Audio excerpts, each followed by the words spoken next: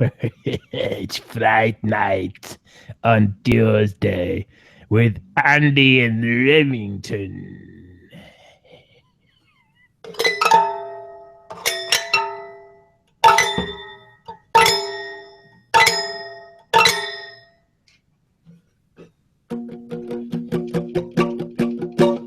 It's the Andy and Remington Steel Show on a Tuesday night. It's the Andy and Remington Steel Show for your home delight. Talking about Age of Sigmar and everything else that is good. We're talking about Warhammer Fantasy. It's easy to learn the rules. It's the Andy and Remington Steel Show on a Tuesday night.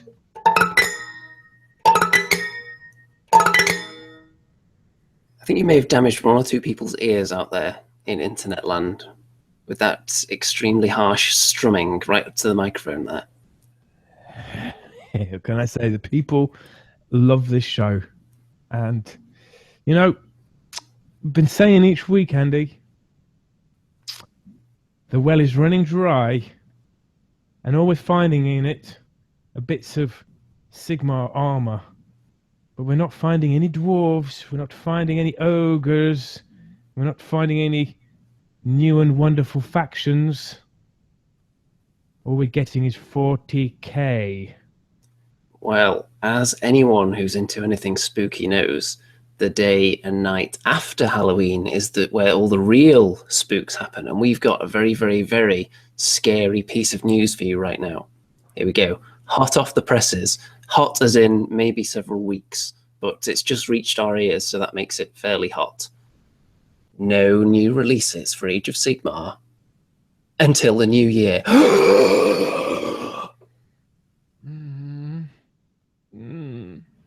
What do you think about that, Mr. Remington? That truly terrifying revelation. Well, I've still got a ton of figures to paint. I have not actually been painting any miniatures for the last 4 weeks. The last 2 weeks have been pretty much Total War Warhammer, and I'm into it big time. So I'm happy, and I guess your purses or pouches are happy too. But it would be nice to hear at least rumours of what's coming next, wouldn't you say, Andy? It would be nice to have an inkling. We know that something Duardin-like has been brewing up just outside of Bugman's brewery. There's been something going on. We just haven't got any concrete details on it yet. It would be nice if something leaked out. We don't expect concrete to leak out. Maybe a little bit of seepage underneath at the bottom of the concrete wall, perhaps, just through a tiny little crack, so that we can just get a little taster of it and check the lay of the land and see exactly what is likely to be coming. Because usually we know roughly what the next faction is going to be and what's going to be in that model range quite a bit in advance, usually a month or so or 2 months before. But the fact that we've not heard anything does back up the theory that there isn't going to be anything until the new year. Mm-hmm. As you can see, we've got in the Halloween spirit here. You can see my wonderful facial art here. And as you can tell, my eyebrows have become possessed by the devil. And Mr. Remington, I don't know what he's dressed as. Maybe he can tell you. Ever seen that video game where you're shooting zombies? I'm like one of the characters out of that, like a zombie hunter. That really narrows it down. Like a Resident Evil kind of vibe. / I'm a gangster, but all my gang's dead, so I'm just strolling around in my smart uniform, shooting off zombies. So that's me. Well, Detective Remington. A spooky detective. That's right. So let's see who's in the audience, shall we? We've given them long enough to get themselves on the fabled active users list. So we've got Andreas Goodmanson, Andrew Wade, Bazooka J Rambo, Dark Adrenaline, Dave Nat, Demon _Lizard _ from _outer _space, Dino Titan Edition, Fluffy Dread, Gloom Dready Gaming, Gubbins, Mickey Jenver, Mini Warrior, Peter Higgins, Retropia TV, Rural Goblin, Skeleton Flower, and Newbie. And the suggestion immediately is that you are a private Rem investigator. I like it. Now, Is it true we are on the 3rd edition of White Dwarf? That could be true. Because White Dwarf November 2016 is out on the Games Workshop website with a free gift, and it's got Space Marines on the front. Of course. It's Space Marines-ish, but they kind of look like Liberators as well. Those guys we looked at last week. And what is the Age of Sigmar content? Well, you get a free DLC of the White Dwarf. So I'm guessing that's some kind of code that will allow you to play the White Dwarf on Total War Warhammer. And if you were to buy that, I think it's about £5 or £6. So it's a nice little gift, that. And in terms of Age of Sigmar content, that's kind of it. We have, I think we might have a battle report, and we might have some Golden Demon awards. But that looks like it's just all Horus Heresy, Burning of Prospero. There you go. Is it worth getting? Bazooka J. Rambo says you're dressed as the 80s, by the way. Dressed as the 80s. What, like the Spandau Ballet? 80s. But I don't have an 80s haircut. I think I have a rather dashing haircut. You have one of those modern haircuts that people are going to look back on in 30 years and think, what was I doing? No, they won't. They will. The way people now look back at mullets, I think. Says Mr. Fashion Guru himself.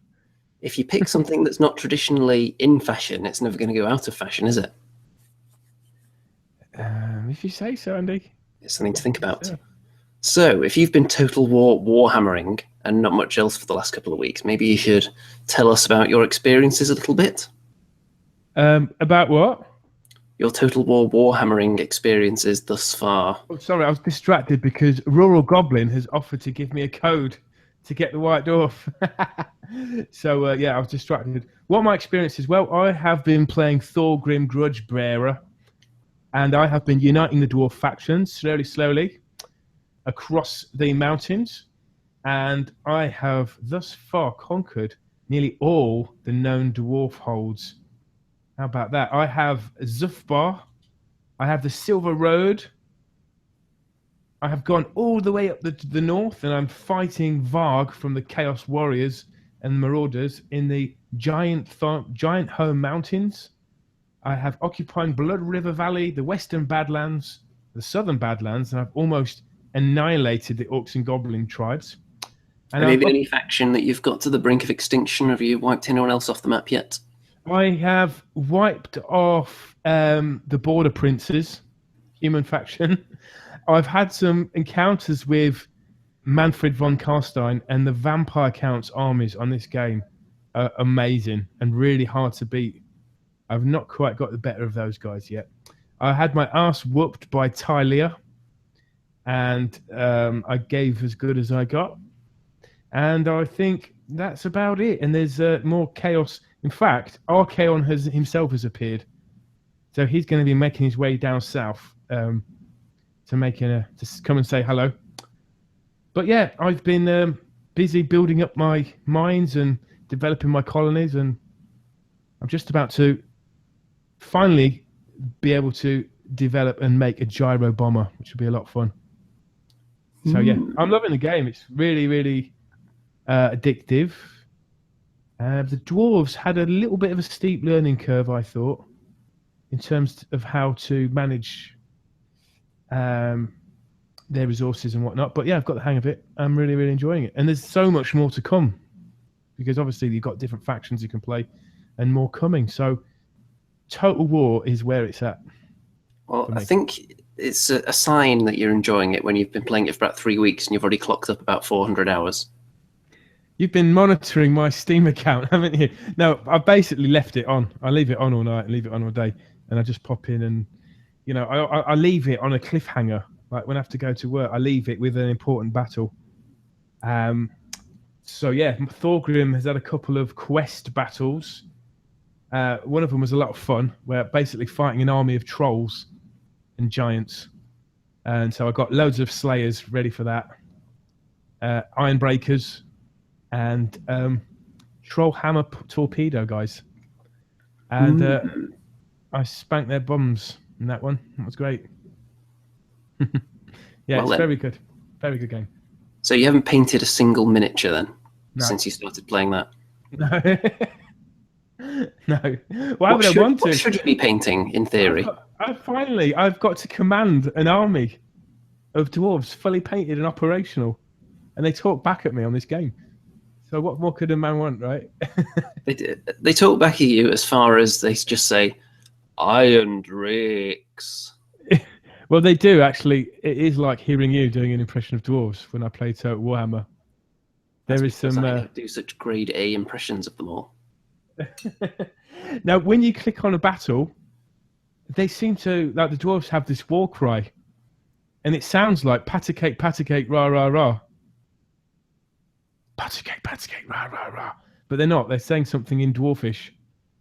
So if anyone else is playing this game, have you noticed that too?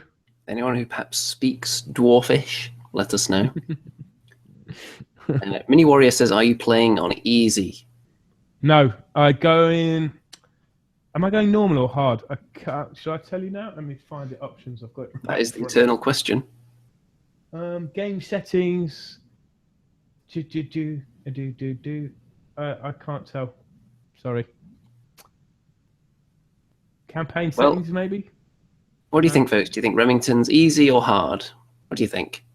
I've got it on normal start off because I didn't know what I was doing to start, so I left it as normal. Yeah, I usually start most games on normal, to be fair. So I don't think we can be too harsh on you for that. Yeah, it's a massive development in the Total War series. It's really good. Really, really good. How are you finding the siege battles? Some people find them a bit too easy. I've got to be honest, I don't fight every battle. I make sure the odds are stacked in my favour, and I do them. I automatically do them. Unless it looks an interesting battle where I can test out some new kind of warriors and whatnot. I've done a couple of siege battles and they were epic. One against the vampire counts, and I managed to destroy their walls and get through, killing a bunch of Vargeists that attacked me. And I got through the gates, killed off a load of zombies, and reached Victory Square, only to find 2 regiments of Black Knights ploughing into my dwarves.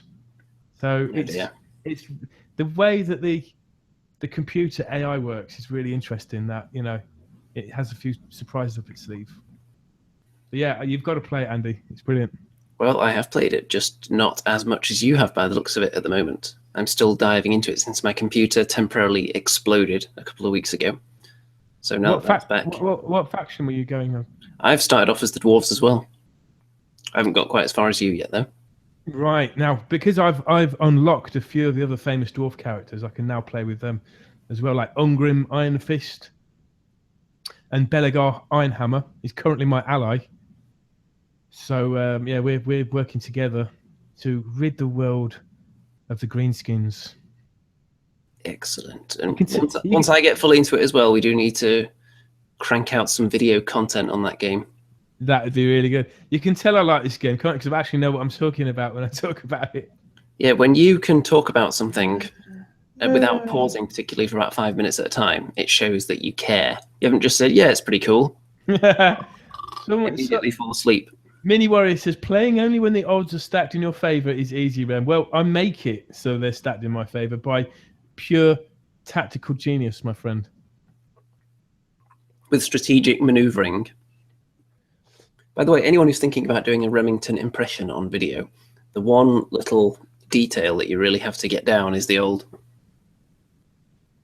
double eyebrow raise. He doesn't go through, I would say, 2 minutes without doing it. I didn't even notice I do that. Thank you. Yeah, it's usually when you've just finished making your point, like, well, I'm the greatest Beastman player in the world. It's like a punctuation on the end of each sentence, almost. Do you know what that is? I used to say, what do you think? After everything I said, and I've been forcing myself not to say it. So now I just raise the eyebrows. So you're like mentally saying it, but you intercept it on its way down to the mouth from the brain. Yeah, I'm trying to, get rid of saying it altogether. It's like the neural pathway sends the signal down, but it's like intercepted by the eyebrows raising, and it cuts it off right there, so it never actually reaches the mouth. That's how my brain works. Yes. Well then, So go on. Sorry. it has to be said, I've been doing a little more Age of Sigmar related activities than you have. First of all, I painted some more Stormcast Eternals. And we're going to see a nice full picture of my army later on, as it looks now, because it's getting quite beefy at the moment. And I also had 2 games of Age of Sigmar. One on Saturday against legendary audience member Fluffy Dread, which was Stormcast Eternals versus Skaven. And that battle report would have actually been up today, but for some reason, anything I'm uploading is getting stuck at 16% today. So maybe it's all billions of people around the world uploading all their Halloween videos from last night, and it's just completely clogged up the system. So I'm thinking that could be it. So I'm going to try and upload that later, and hopefully that'll be online tomorrow. So I'm not going to spoil too much about what happened in that game. Then on Sunday, I was showing 2 other people how to play Age of Sigmar as well. And at least one of them was very impressed and is seriously considering getting into it. So I may have just started a revolution in the Northwest region regarding Age of Sigmar.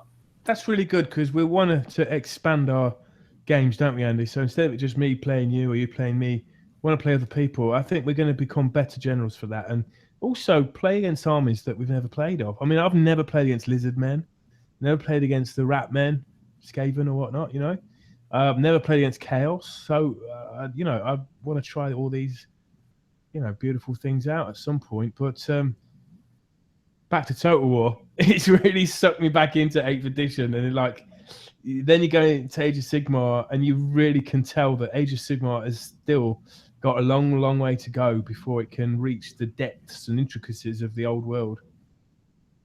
So does that mean you're going to be moving into 9th Age, Mr. Remington? Well, do you know what? I could totally sympathise with people that, have gone into 9th Age. Sympathise is the wrong word, really, because you shouldn't have sympathy with people that are just being, creative and keeping something alive. I think it's pretty cool now. So, yeah.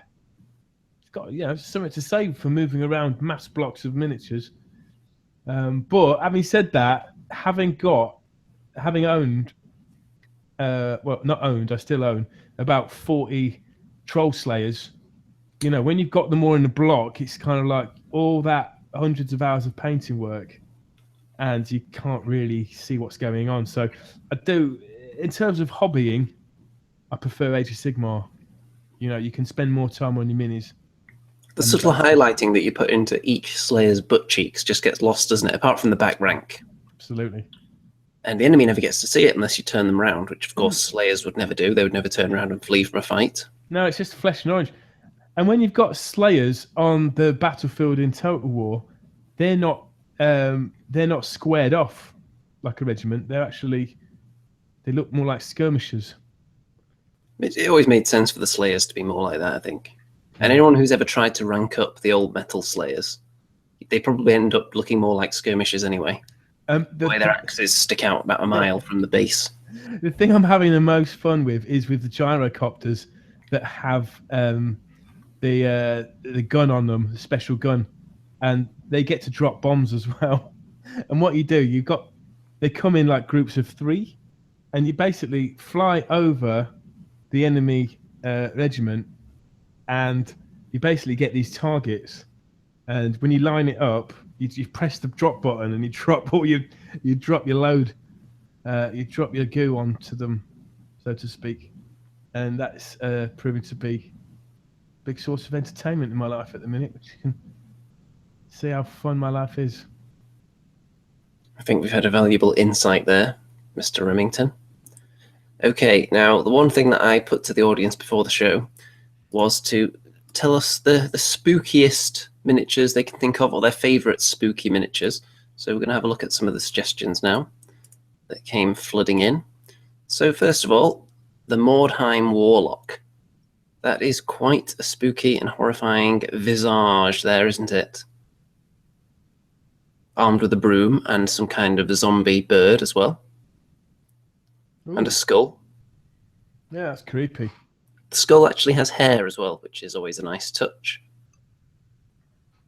I like the detail of like the little wart on the nose.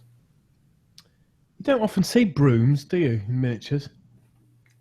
Not unless they're halflings. I think if there wasn't witches in Dark Elf armies, then undead might have had witches, like literal witcheries on broomsticks and skeletons. Cat Yeah. skeletons could have been fun figure. What do you think of this one? Now, I'm not sure what this is, so I've just...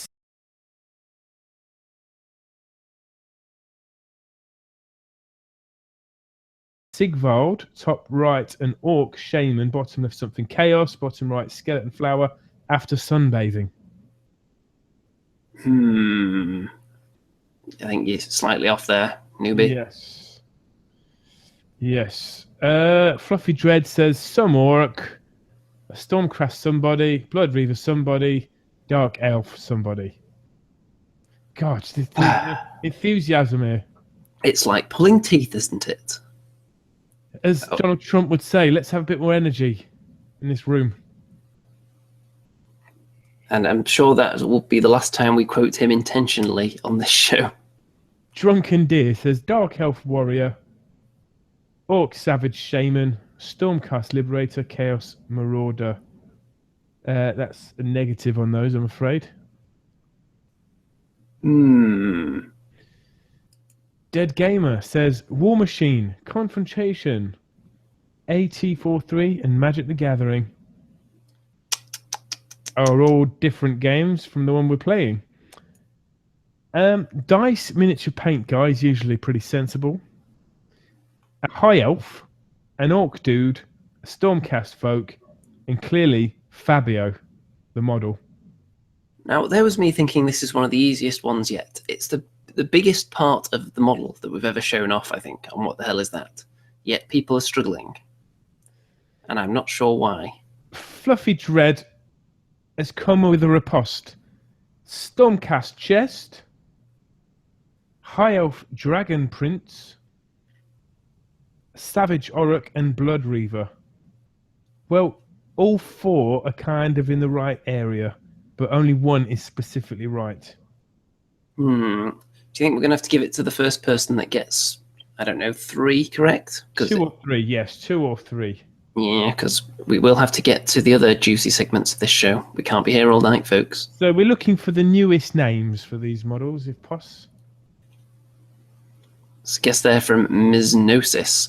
Hulk the Barbarian, Liberator with Wings, Sea Guard, and 1980s Orc. I'm going to guess none of those are correct. Goodmanson Andreas says a High Elf Standard Bearer.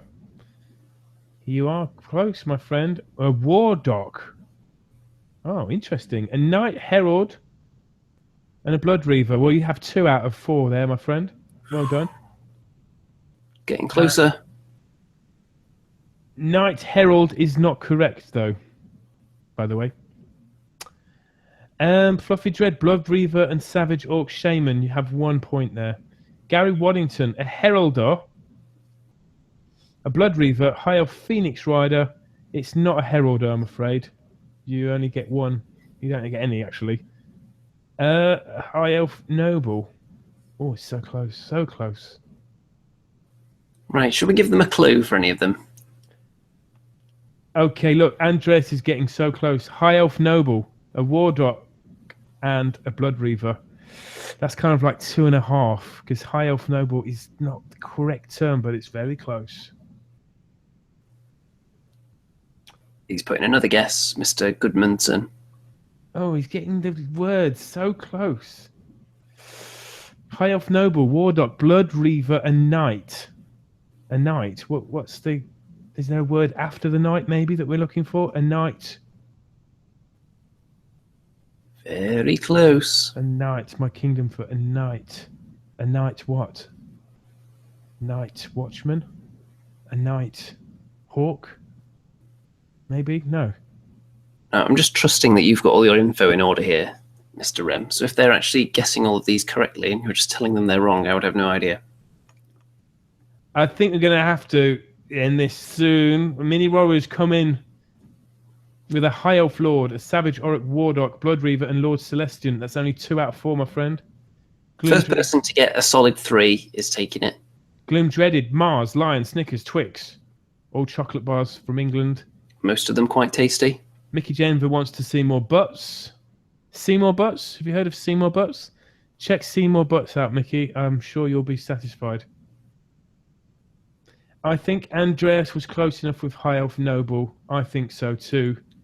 I think we're about to give it to Andreas. Okay, we'll give it 10 more seconds, and if nobody has got all of them correct, we'll give it to Andreas Goodmanson. Gloom Shreddy is trying so hard. She says mustard, ketchup, mayo, and garlic sauce.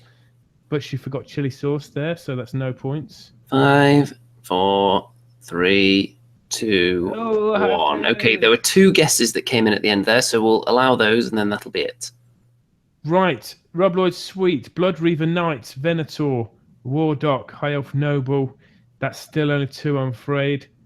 Drunken Deer, Blood Reaver, Savage Orc Shaman, Knight Quest or Marauder. That's 1 point, I'm afraid. High Elf Prince, Wardock, Blood Reaver, and Knight. A Knight what, Andreas? Come on. I think we're just giving it to Mr. Goodmanson, aren't we? Okay, he's so close. The correct answer. Andy, will you show him the picture? I will. I'm just putting the screen share over to you for a second so I can just go and grab it. Okay. And here we go. Any second. It was a Knight, not Questor, not a Knight Questor, but the Knight Azeros. A Knight Azeros. Okay, there we go. Dragon Noble. Not High Elf Prince, but a Dragon Noble. A Wardock. I think we eventually got that one, so well done. The Knight Azeros and Blood Reavers. I think the Blood Reavers was the most popular answer. Yeah, nobody got the Knight Azeros, did they? No. I would have thought that would have been guessed at least once as time went on. Well, look, we have a new winner. Andreas Goodmanson. Well done. I don't think you've won before. So Andreas Goodmanson is going on the prize list for the next time we have a prize for the list of potential winners for the next draw. Andreas, that is a real bump up from the prizes last year, let me tell you, my friend, because last year we had Balsawood membership prizes and various membership prizes, but... Yeah, this time there's a chance at real prizes. Okay, I think it's time to go on to everybody's favourite segment, which is going to have a spooky twist this week. Are you ready? Have you got a dice? I have a dice, and I have a theme tune as well, ish. It's the Forest of Rem, it's the Forest of Rem, Forest of Rem, it's the Forest of Rem, where kids become men in the Forest of Rem, Forest of Rem, with Randy, Andy, 2D6. Well, it's kids becoming men in the forest. Is that how it's going to be? Well, folks, I think we should set the scene a little bit, remind everyone exactly what's happened up to this point. So, Mr. Remington, the travelling bard, now finds himself with 2 mutations bestowed on him by the forces of chaos. He has been blessed with the flesh wand of Slanesh in place of his big toe. He's been given a kind of chirping little bird head on his arm by Zench. So you could say he's been double blessed by chaos. However, there are still many mysteries for him to investigate. He still doesn't know who slew his old mentor. There have been many shadowy, mysterious figures that he's failed to interrogate by accidentally bludgeoning them to death, which may have given him some information. And he's got one more location left to visit on the map that he found. The map that he failed to translate after accidentally killing the only translator in the village. It was an accident. So, the only place left ahead is the cave. Last time you went to the lake, before that it was the tower. Will you be heading in the direction of the cave? I guess so. Yes, let's go. Very well. Maybe this will finally yield some answers in your quest for knowledge. Mickey says Rem always has a bird on his arm. How did you know? He always has a flesh wand on his toe. I never leave home without my flesh wand. Never should, although it does stop one of his shoes from fitting. So he's currently... What have you done about it? Have you just taken off one shoe, or have you cut a hole in the end of one of the shoes? I've taken off my shoe because I can always use that as a weapon, like they do in the Middle East to bludgeon people. Okay, so you've got a shoe as a weapon, and you've still got your mandolin, which is in quite good condition now since you found a new one. Yes. So we're going to YouTube newbie says at last a moist, damp cave. We're right into YouTube newbie territory there. We certainly are, but it's quite a long and perilous voyage to the cave. That is the furthest landmark away. There is quite a bit of the forest of Rem to pass through to actually get there. So, as you attempt to make your way through the forest, I think you should roll a dice to see exactly how easy that journey is going to be. Remington! It's a 5. That's a great start. It's a 5. That's pretty damn good. Several days of uneventful journeying pass. No tripping on tree roots, no slipping on the moist undergrowth, no accidental wandering into pygmy ambushes, for example. Fairly straightforward journey, and you are within sight of the cave, and there's a small amount of smoke coming out from it. You can just make it out in the distance, but there are quite a few trees between you and the cave. However, on the side of the forest path, you spy a cloaked elderly man with a long beard stretching all the way down to his feet. It's pure white, apart from a tiny amount of black. Looks like it's dyed into the middle of the beard in a long stripe. How do you proceed? I will not be killing him. That's my resolution. So, I shall approach him with my arms open wide. Roll the dice. Here we go. Remington! Oh, it's a 1. Oh dear, oh dear. After several days' uneventful journeying with no tree root related accidents, Mr. Remington's luck finally runs out. He snags his flesh wand on a particularly protruding root, extruding from the earth. With his arms outstretched to embrace the stranger, Remington falls face first into the stranger's lap, headbutting him in the groin with all his might. The old man falls off his perch and recoils in agony, clutching his groinal region with all his might. He rolls around on the floor in agony. Oh dear. Mr. Rem, will you attempt to to lay your hands on his wounds, perhaps? Will you attempt to play him maybe a soothing song on the mandolin, or will you leave him there or trample him to death? Something else? Let's go with a soothing song, and I shall, with my foot, I shall stroke his wound with my flesh wand. Very well. Roll the dice. Okay. Remington! 2. Oh dear, oh dear, oh dear. As you attempt to caress the wound with the flesh wand while playing a soothing tune on the mandolin, unfortunately, Remington can't keep his mind on 2 activities at once and accidentally punctures the old man's abdomen with his flesh wand, poking all the way through to the other side, guts flying out onto the forest floor. Great. The man is immediately skewered and starts bleeding out. Well, Remington, it seems you've accidentally killed another crucial plot device. Will you search in his robes, perhaps, after extracting your flesh wand from his wound? Yes. Or will you leave him there and run away?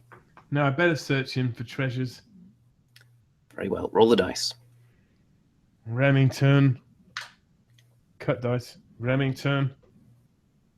It's a 4. It's a 4. As you forage through the man's robes, you pull out a small slip of parchment, and all you can make out at the top is the word Remington. And as you're about to read the rest, an arrow takes it from your grasp and plants it into the trunk of a nearby tree. You turn and see a pygmy staring directly at you with a tiny little bow and arrow. My favourite. You look up into the trees and see dozens of pygmies lining the branches, aiming a variety of missile weapons directly at your face. Bow and arrows, blowpipes, slings with stones in them. How do you react? I'm going to supplicate myself and lie face down on the floor with my arms spread wide. So you're going to surrender, essentially. Yes. Roll the dice. I want them to take me to their idol of pygmy cauldrons. Here we go. Remington! It's another 4. It's a 4. As you lay down on the ground, arms and legs outstretched, the pygmies, with tiny little spears, push a small human-like figure towards you. In another cloak, there's a lot of cloaked figures in the Forest of Rem, you may have noticed. He comes towards you, kneels beside you, and informs you that he is the pygmies' interpreter. He knows your language, he knows theirs. He can be the facilitator of communication between your two people. And he quietly informs you that laying face down in the earth is actually a sign of great disrespect to the pygmies. So you may want to very quickly change your position. Oh, I'm getting Bazooka J. Rambo says flock its head. Flock the pygmy's head. But obviously I've insulted them without meaning to. Story of my life. Okay. Pick a different position to assume. I will go on all 4s. Roll the dice. Okay. Doggy style. 3. So 3, the interpreter whispers to you that positioning oneself on all 4s is actually a sign to the tribe that you are presenting yourself as a meal for them. Okay. And that even upon changing your position now, it would be too late, because once they get the sight of flesh, until it's been supped upon, they will not be satisfied. The pygmies rush around you, pick you up, and cart you away. Hey, maybe they could do me a favour and eat the flesh wound off me, so I could have my foot back again. Well, maybe they will. Every cloud has a silver lining. They carry you slowly away from the cave of your destination, and into a particularly gloomy part of the forest where it gets incredibly dark all of a sudden. The moon rises up almost instantly in an eerie fashion, for it was the middle of the day. Mr. Remington, will you attempt to wriggle free of the grip of the pygmies and make a run for it, or will you just go along with it and maybe try and blag your way out of this trouble later on? I have a cunning plan. You may have forgotten, but I haven't. I have a bird on my arm, and I'm going to reveal this symbol of a Chaos Champion, and maybe the bird will speak to them in pygmy language, and they'll realise them maybe some form of deity. That's the plan. Very well. As you roll back your sleeve, you reveal the chirping bird head that starts to squawk at the pygmies. They look at it inquisitively. Roll the dice. Come on, I'm going to be like C-3PO and the Ewoks in Return of the Jedi. Remington! Shit. It's not a good sign. Oh, it's a 5. Oh, that's pretty good then. The bird head stares a hole, not literally, in one of the pygmies, and it starts to shrink until it is completely turned into a newt. The other pygmies look at you in awe and drop you onto the ground. They still surround you, but they back away a little bit. There's clearly an air of trepidation about them. However, you're feeling a little bit trepidatious yourself as the moonlight illuminates one of the pygmies, and it's almost like you're seeing his true form.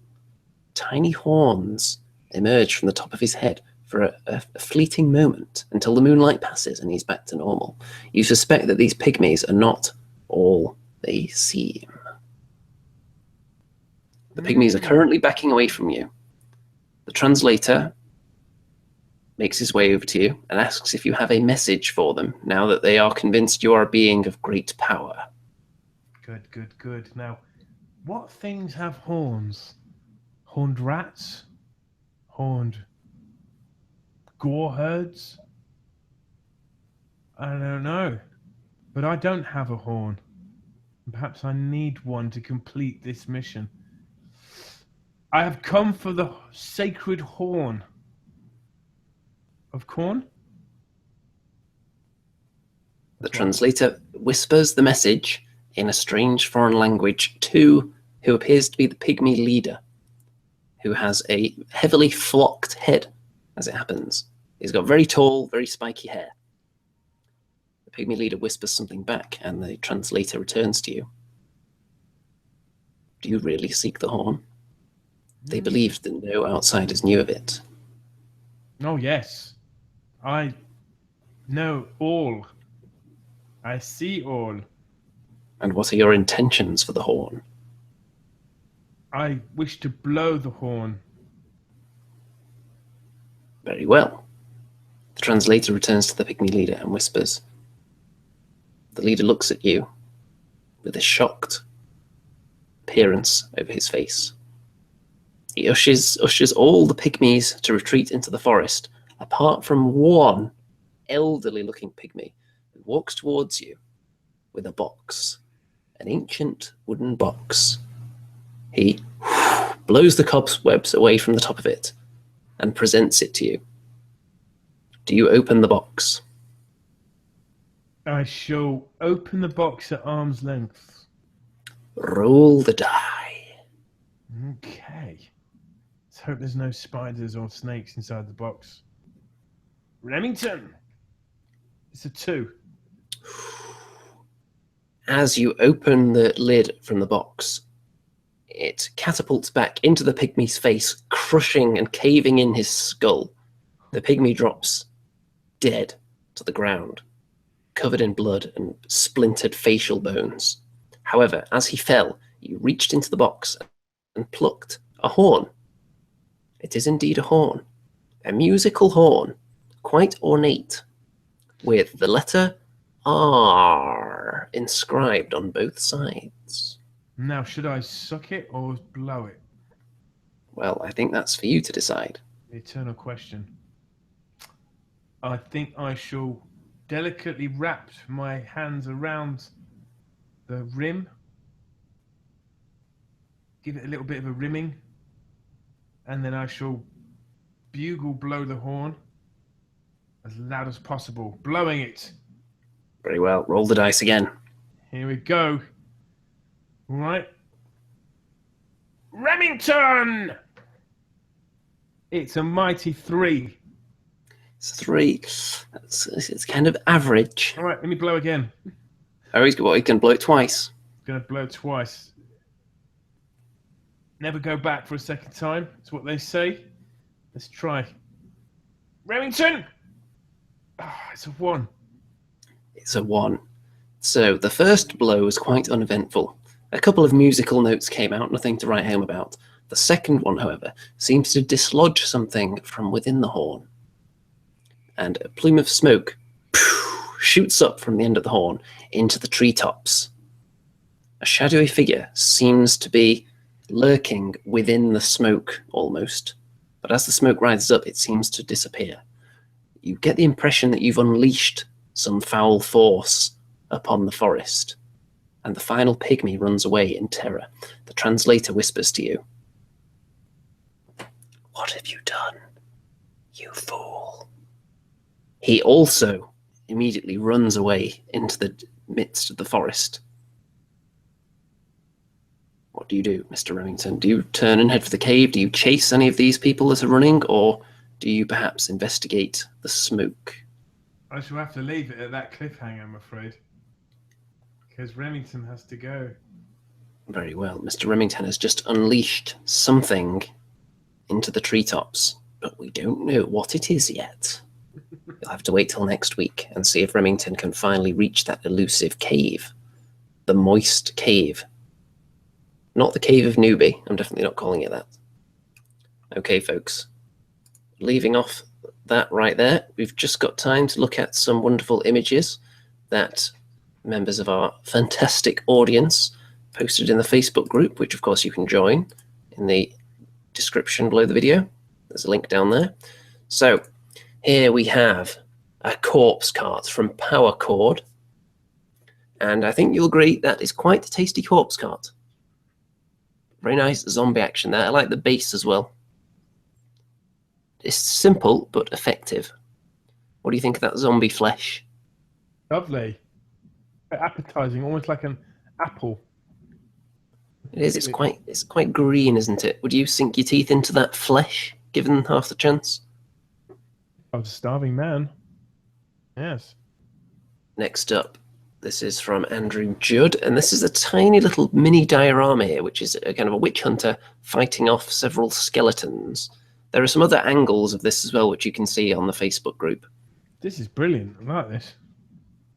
Very nice. It reminds me kind of the skeletons surrounding people in Jason and the Argonauts. Yeah. Of course, there were no witch hunters in that.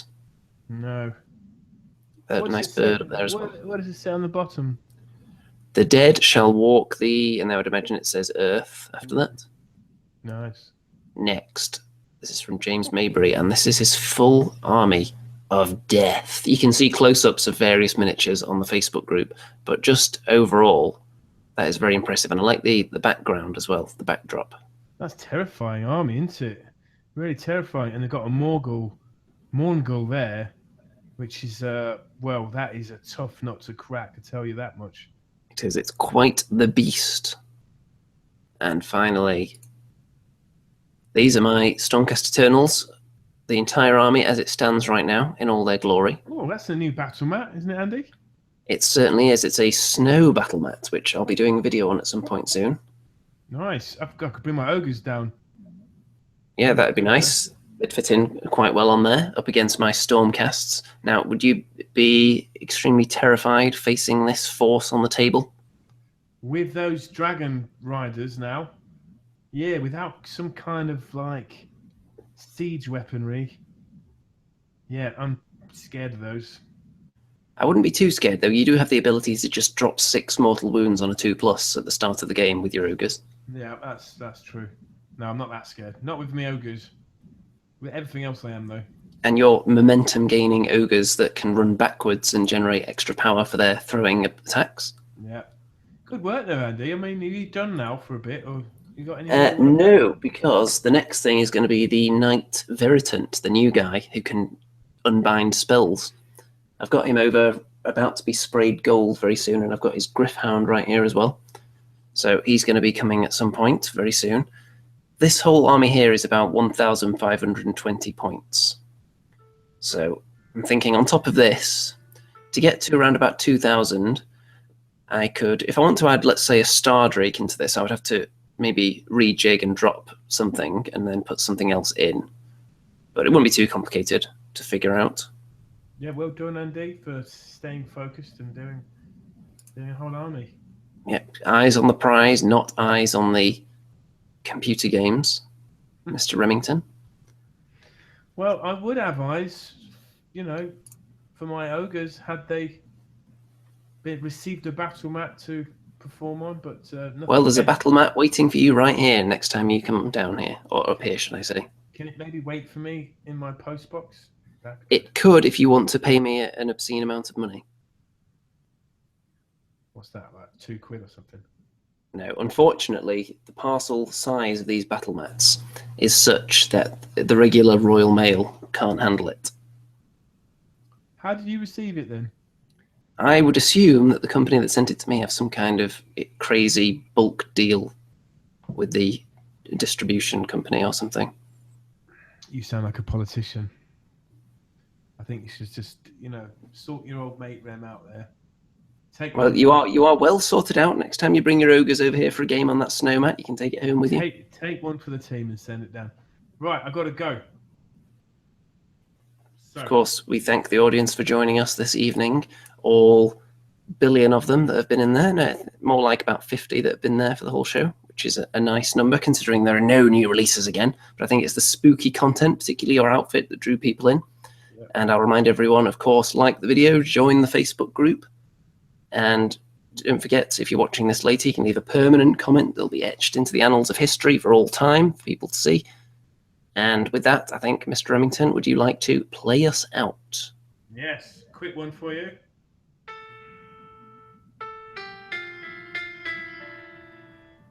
Gold, always believe in your soul. You've got the power to know you're indestructible. Always believe it. You are gold.